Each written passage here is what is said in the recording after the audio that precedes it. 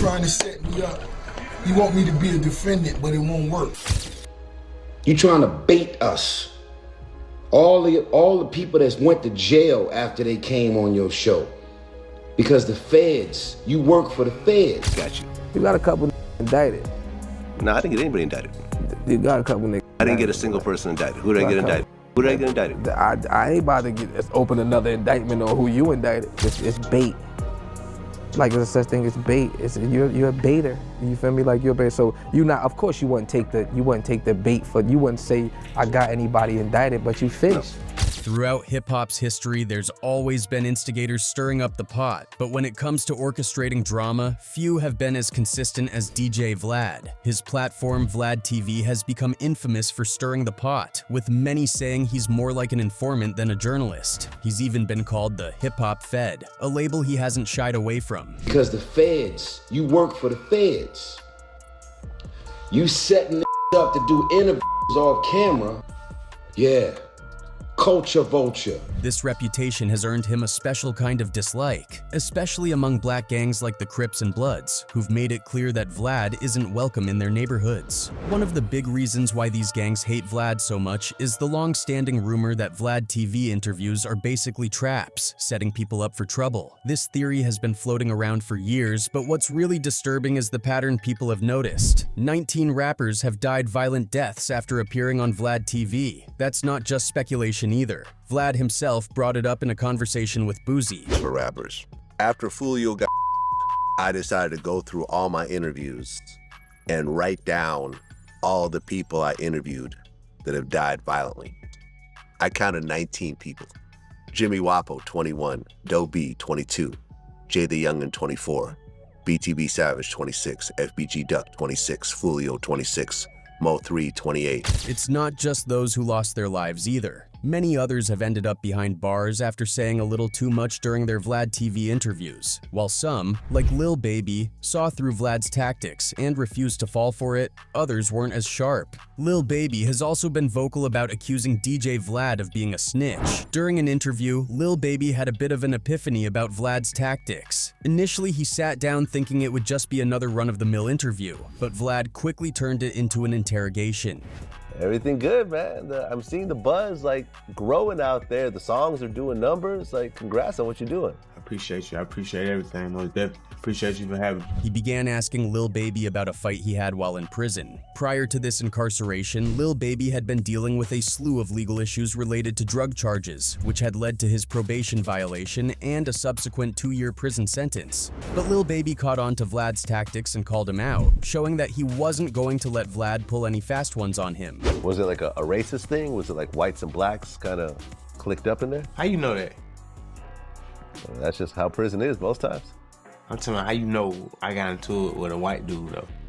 Another rapper who put Vlad in his place was Sue Surf. The battle rapper, who is now serving 5 years on RICO charges, appeared on VladTV back in 2019 and wasn't shy about addressing Vlad's shady reputation. During the interview, Sue Surf straight up told Vlad it's no coincidence that so many of his guests end up getting indicted after their interviews. Vlad, of course, denied working with the feds, but Surf wasn't buying it. He called Vlad out as a baiter and a trickster, especially when dealing with guests who might not be quick enough to catch on to his tactics. Surf handled the situation like a pro, showing that he was hip to Vlad's game. Got you. You got a couple indicted.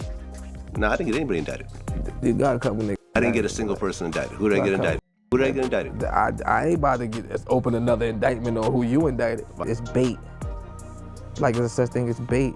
You're a baiter. You feel me? Like you're a baiter. So you not. Of course you wouldn't take the bait for. You wouldn't say I got anybody indicted, but you finished. But unfortunately, some rappers have outright incriminated themselves, while others seem to have been led into traps that got them caught up. There's a growing belief that Vlad is intentionally setting up his interviews to make these artists and gang members expose themselves, whether it's for views or something more sinister. Take Keefe D, for example. After his VladTV appearance, things quickly took a turn for him. Keefe D had been talking publicly for years about his alleged role in Tupac's but shortly after his Vlad interview, he was arrested. Tupac made an erratic move and began to reach down beneath his seat. It was the first and only time in my life that I could relate to the police command, keep your hands where I could see them. Instead, Pac pulled out a strap Nearly 30 years after Tupac Shakur's tragic death in Las Vegas, Keefe D, a well-known gang member, was indicted for his involvement. On September 29, 2023, Las Vegas police arrested him at his home, charging him with murder and a deadly weapon with intent to further a criminal gang. Then there's ARAB. You know, I got an investment group. Me and two of my guys, our plan is we lease buy one property once a month. In October 2018, ARAB, whose real name is Abdul Ibrahim West, along with 8 others, was hit with a major indictment. They were charged with being part of a drug ring in North Philadelphia. The indictment labeled ARAB as the leader, accusing him of running an operation that moved large quantities of drugs, and they even used upscale properties in Philly to protect their supply. In 2019, Arkansas AB was found guilty on multiple counts of conspiracy and drug distribution. By April 2021, ARAB was sentenced to a staggering 45 years in prison. Another example is Casanova. His situation played out similarly grim. Casanova was sentenced on June 27, 2023 to 188 months behind bars, and his case came after a VladTV interview where some believe he may have said too much about his street ties. Oh, right, except when you go to prison, it's not fun anymore. No, it's fun too. It's fun too. It's fun. Prison was fun. Everything stops being fun when you have something to live for. You get it? It's like... So you just didn't give a you don't care. And it doesn't stop there. Even hip-hop legends like Beanie Siegel have had their run-ins with trouble after being in the VladTV spotlight. the end of that year, December 5th, 2014, you were in Pleasantville, New Jersey. Yeah. You ended up getting shot. On August 29, 2012, Beanie Siegel was arrested just 2 weeks before he was set to report to prison. He was riding in a Ford Fusion when state troopers pulled him over on I-95 for driving erratically. What seemed like a routine stop quickly escalated. Troopers found prescription bottles, a small amount of weed, a bottle of syrup with the label scratched off, and prescription pills. Not only that, but they also found a firearm in the center console of the car, which both men, being convicted felons, weren't allowed to have. Siegel had been sentenced to 24 months for failing to file tax returns, starting his time at the Federal Detention Center in Philadelphia on September 12, 2012. But because of the new charges, he got hit with another 23-month sentence for the illegal possession of prescription drugs, which he had to serve alongside his federal sentence. By August 2014, Siegel was released from federal prison but still had to finish his time in a halfway house in Philly. Next up, we have J-Bo. In October 2023, BMF affiliate and former right-hand man to Big Meech, Chad Brown, aka J-Bo, found himself back in hot water. Okay, and at that point, when Meech was on house arrest, you ended up taking over the whole operation. Yes. On his behalf. Yes. And you had to go through Terry to actually get the bricks.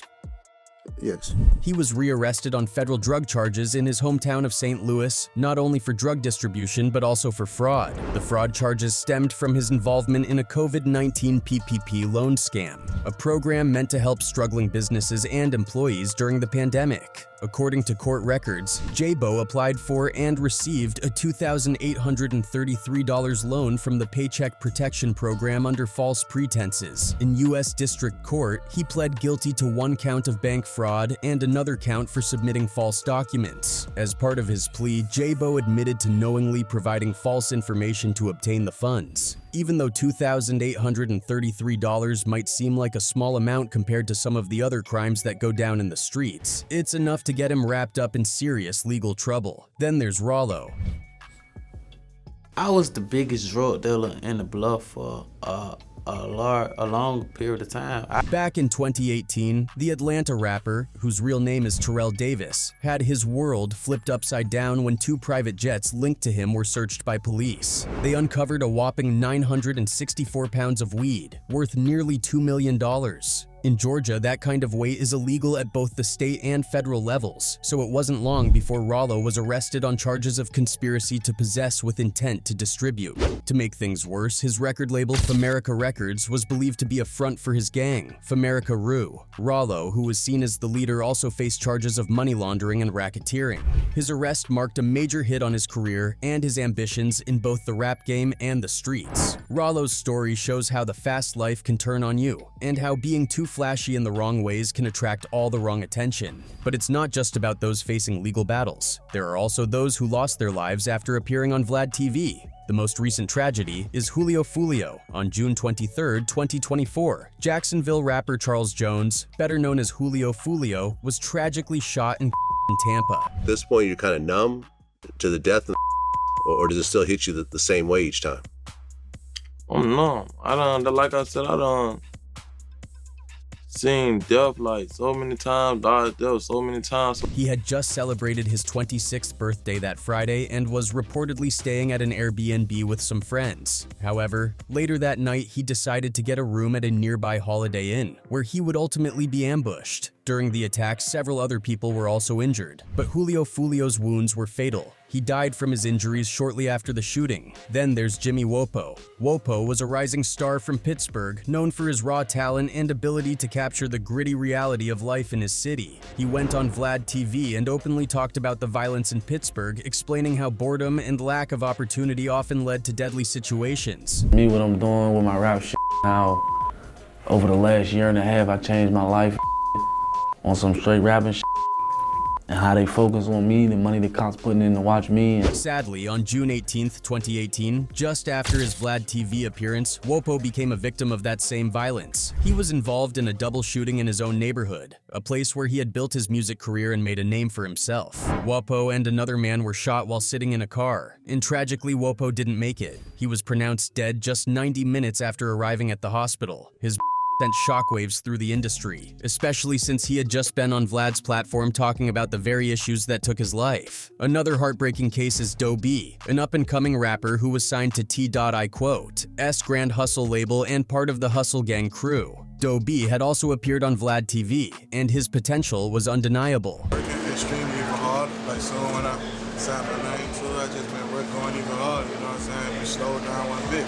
Unfortunately, he didn't get the chance to fully realize his career. On December 27, 2013, he was shot and offed in his hometown of Montgomery, Alabama. The incident occurred at Centennial Bar and Grill, where gunfire erupted, leaving Do B and another person dead and several others injured. It was a tragic loss not only for his family and fans, but also for the entire hip-hop community, as Do B had been someone people were rooting for. Then there's D Youngin, another rapper whose life was cut short not long after his VladTV appearance. I mean, that's another thing. Like, I'm proud of myself because I give a lot of people motivation. I motivate a lot of people to succeed. D Youngin, best known for his hit song 23 Island and other tracks that made waves in the streets, was gunned down in his hometown of Bogalusa, Louisiana on July 27, 2022. D Youngin was shot alongside his father in a brutal attack that shocked everyone. His father survived, but D Youngin succumbed to his injuries.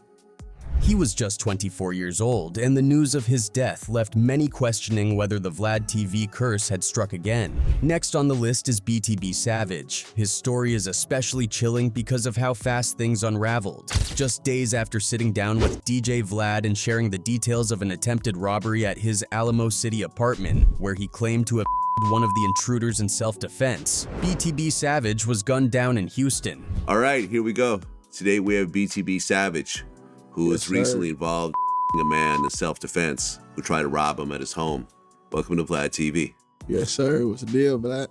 It all went down on Thursday, March 30th, 2023, when he was shot while sitting in his vehicle in the River Oaks area of Houston around 6 p.m. The timing of his death, so soon after the Vlad interview, left many people speculating whether his appearance on the platform had played a role in making him a target. BTB Savage's story wasn't just about surviving an attack. It seemed to have attracted more attention than he could have imagined, and it ended with him paying the ultimate price. Then there's FBG Duck, another rapper whose life was violently cut short not long after making headlines for the wrong reasons. You feel that people want to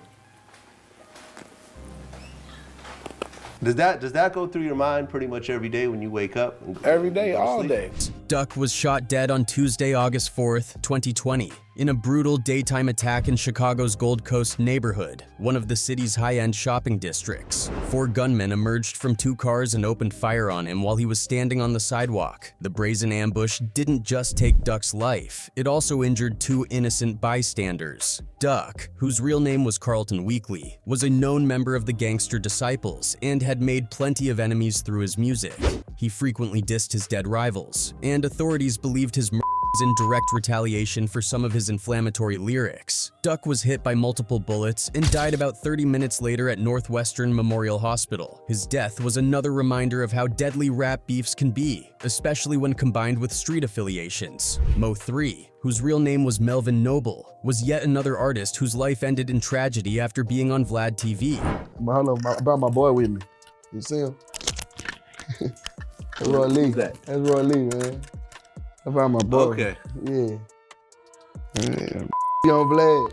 On Wednesday, November 11th, 2020, Mo 3 was chased down and in a shocking daylight shooting on a Dallas freeway. The 28-year-old rapper had been driving on Interstate 35 when a black sedan pulled up. The suspect, described as an adult black male, got out of the car and approached Mo 3, who immediately jumped out of his own vehicle and started running. The gunman chased him down, firing multiple shots and striking Mo 3 several times. Despite being rushed to a nearby hospital, he didn't survive his injuries. The brazen nature of the attack, happening in broad daylight on a busy highway, left many people stunned. Mo 3 had been on the rise in the Dallas rap scene, but his life was abruptly taken in a way that felt like a scene from a movie. Next up is Draco the Ruler, a rapper whose death came in a different but equally brutal way. All right, here we go. Draco the Ruler. Yeah. Fresh out of jail. Fresh out. After doing 3 years. 3 years. Facing life.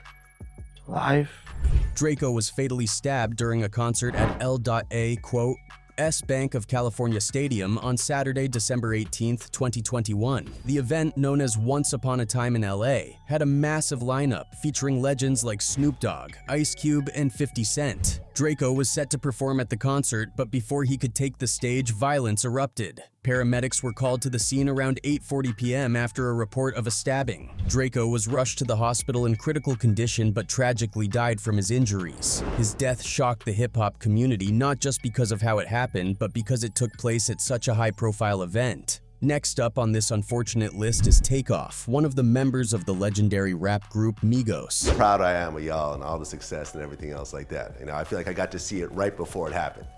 Appreciate it, man. Appreciate everything. Appreciate everything. Hard work pay off. Takeoff was tragically shot during the early morning hours of Tuesday, November 1st, 2022, outside of a Houston bowling alley. He and his uncle, Quavo, were attending a private party at the venue called 810 Billiards and Bowling in downtown Houston. What started as a chill night took a violent turn, and before anyone knew it, shots rang out. Takeoff was hit by a bullet in the head or neck area and was pronounced dead on the scene, according to reports from KPRC, a local NBC affiliate in Houston. This was another shocking loss for the hip-hop world, and many fans were left devastated. Takeoff was known as the quiet, laid-back one of the group, so his death hit especially hard, as he was never really caught up in the drama or controversy that other rappers sometimes face. Next on the list is Chinx Drugs, a promising rapper from Queens who was also taken far too soon. Taking off a hustling, and I would take that money and put it into the studio and, you know what I'm saying, put my money back into myself. And, you know what I'm saying, I started that at a young age and I never stopped since then. Chinx, whose real name was Lionel Pickens, was gunned down early on Sunday, May 17, 2015, as he drove through Queens in his Porsche. Chinx had been on the rise, making waves with his music and affiliations with French Montana's Coke Boys label, but his life was tragically cut short over an ongoing beef. He was only 31 at the time of his murder, and his death was a major blow to the New York rap scene, where many had seen him as the next big thing. Then there's Slim 400, a rapper out of Compton who also met a violent end. How old were you when you started seeing that? 11. 11 years 10, old, like, you saw a shootout. Hell yeah, like. Okay. You had other neighborhoods trying to come through our neighborhood. On Wednesday, December 8th, 2021, Slim 400 was shot in Inglewood, California. Police who were patrolling the area heard gunshots and rushed to the scene, only to find Slim 400 lying on the ground, suffering from a gunshot wound. Despite receiving medical attention and being rushed to the hospital, Slim 400 didn't make it. He was another artist who was deeply tied to his city's culture, and his death shook the West Coast rap community. Nipsey Hussle, another huge name on this tragic list, was gunned down on March 31st, 2019, in front of the Marathon clothing store he owned in South Los Angeles. Nipsey wasn't just a rapper, he was a community leader, entrepreneur, and activist. Our generation, you know what I'm saying, was kind of responsible for like putting it on the map in terms of like hustling in business. His death followed a heated argument with a man named Eric Holder, who reportedly accused Nipsey of snitching. Holder left the scene but returned shortly after, armed and ready to shoot. He opened fire on Nipsey, killing him outside his store, the very place where he had poured his heart and soul into uplifting his community.